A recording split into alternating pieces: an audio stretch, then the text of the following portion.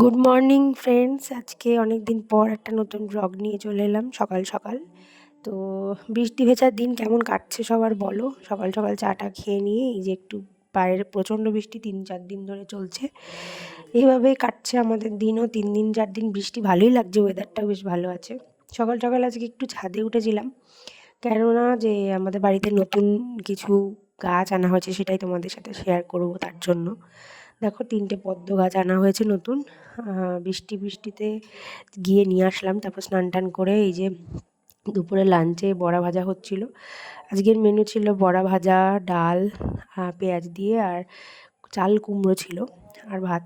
খাওয়া দাওয়া করে নিয়েছিলাম, করে একটু রেস্ট ফেস্ট নিয়ে আবার বিকেলবেলা চলে আসলাম মুড়ি মাখা নিয়ে। মা মুড়ি মেখেছিল খুব সুন্দর করে, এই মুড়িটা খেয়ে নিচ্ছিলাম, একটু চা খেলাম। তারপরে বৃষ্টি দেখতে দেখতেই মুড়ি মাখা খাওয়া দাওয়া এইভাবেই চলে গেল দিনটা। আজকের মতো এইটুকুই।